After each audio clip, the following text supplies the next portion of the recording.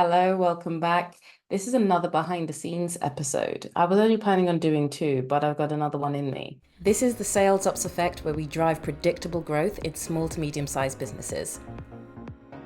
And I think it's important to share these things for sales ops professionals and other business owners, no matter what stage you're at, no matter what maturity level your sales operations is at. Because I know when I hear the reality of things, it helps to remind me that other people are going through changes too. And, not to expect perfect because there's no real perfect. Perfect only really exists based on whoever's looking at it. It's entirely subjective, right?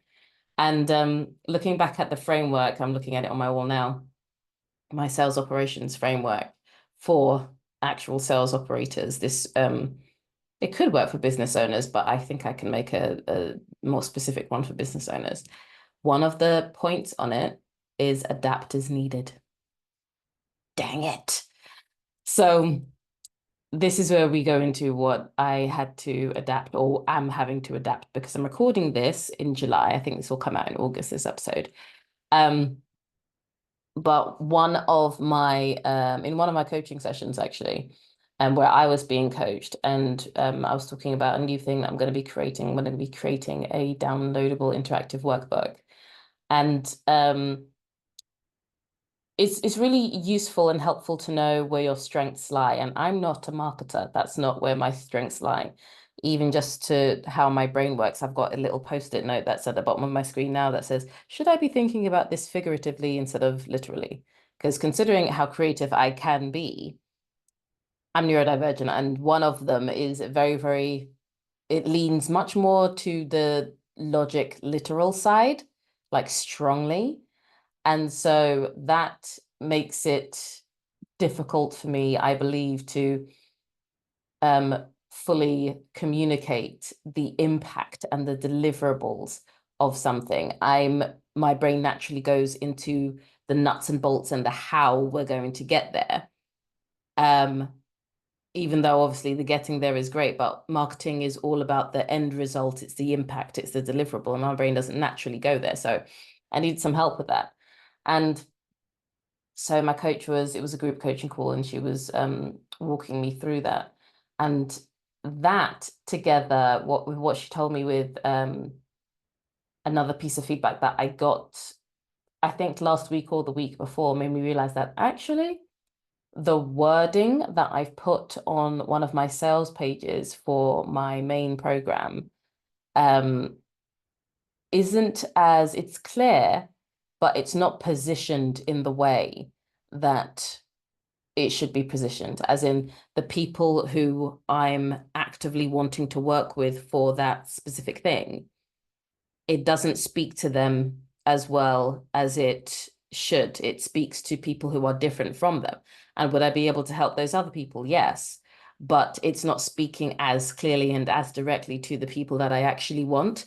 And I was like, oh, that's annoying. Because you know what it's like when you finished writing it up and you're done. Okay, cool. I can move on to the next thing. And you know what it's like building a pipeline. There's a lot of work that goes into that because, maintaining a pipeline is much easier. Topping it up, topping it up, topping it up is much, much, much easier than building it from a standing start, right? Or effectively a standing start. And so it's just like, I really want to get onto that, but there's only so many hours in a day. And I know going into this that I'm not planning to work 24 hours and burning myself out. I just recovered from that. So let's not, right? And just thinking about everything again, it's just like, yeah, do you know what? I know I want to move on and I want to do these other things. But realistically, if I've received the feedback right here and now that isn't that my sales page and my wording around it isn't attracting the people who I most want to attract. Like some people would like accidentally be caught up in it, and that'd be great. But it's not speaking to my people as well as I want it to, as directly, as clearly as I want it to, even though it is clear, it's not positioned as well. And I think I went for clarity. And again, this is what I was saying on coaching call. It's like when you're a specialist in your field, as I am in mine. You know so much about it that your version of clarity is to summarize something. You're going to have to try to summarize something 5 times just to get it to the place where it can be used in marketing, to be used for the public. Because when you know so much about something, a quick rundown is still going to be really, really complicated and complex for other people. And so that's why when I went to look at clarity and clarity, I think I went too much into clarity and not enough into positioning for the right people. Because it is clear, it's very, very clear. But the way it's so clear makes it look like I've almost gone too far in one direction. And yes, I know I'm not going into specifics, but you can understand why, because one of the services, I think I might have even talked about it in last week or the week before's episode, the title of that is changing. And because I haven't created a new title yet, I'll be doing it after I finish this recording. I don't want to be giving you promises as to what it's going to be, you know? So I say that to say, please do adapt as needed. Please don't be afraid to. And also, please don't go so much into adapt as needed. That means that you end up procrastinating by rebuilding something over and over and over again, just to avoid doing something else that's more difficult. Because that's one of the things that I was also very, very wary of, is because I know I've got a steep climb with building the pipeline. I didn't want to get myself trapped in the creation of lots of different things and lots of different internal projects, because that's something that I know I can do. And it doesn't matter for the fact that I can do those things relatively very, very fast in comparison to many other people who don't have that kind of background. You still want to be efficient with your time. You still want to make sure that you're optimizing your time. And you can't optimize it perfectly, because none of us are clairvoyant. We don't know what's going to happen the next day or the day after that. But there's that push-pull with making sure you do allow yourself to adapt as needed. Otherwise, you're going to end up regretting it in a few months' time, when you're just like, you know what, if I had just changed that bit then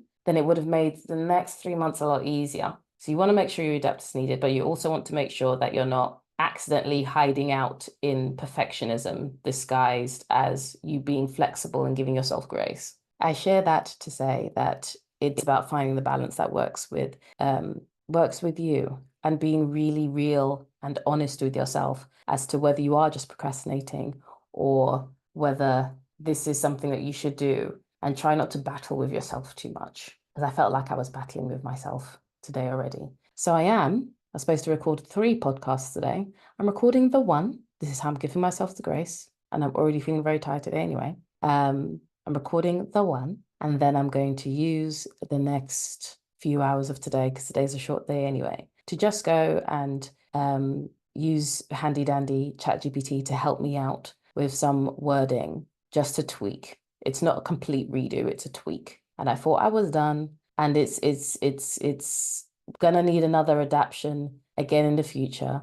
And this is where I'll share this as well, because it's just coming up in my head now. When you have like tech update releases, if you allow them, when you're planning it and organizing it or whatever, if you allow them to just be released all the time, then it causes all kinds of other problems. You want to plan your releases. Like, you sort out the bugs that were in the system, but you get a few things released on the same day. And the reason why you do that is because A, you'll be able to manage your time so that you can manage the possible fallout of any bad changes. And B, because it's just more efficient. Sometimes you do have to just keep some things in place for a little while, and then see. But sometimes that little while, when you get the feedback and you get the feedback quickly, and it's something that is actually going to help you in the long run, like me just changing my wording a tiny bit. It's not a complete rewrite. It's just changing my wording a tiny bit. There's that balance.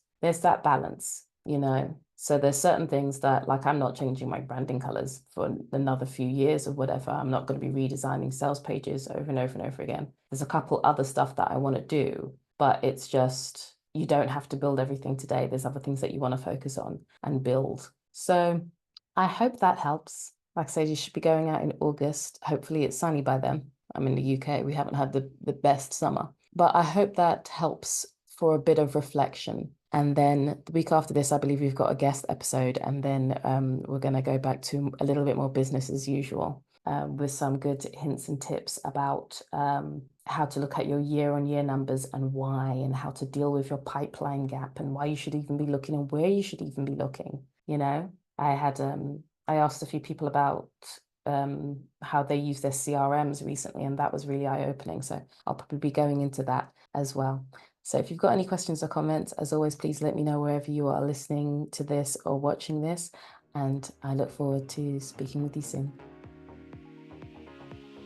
Thanks for tuning in. If you like this episode, please look at the list of other episodes. I'm sure there's another one that can help you. See you next time.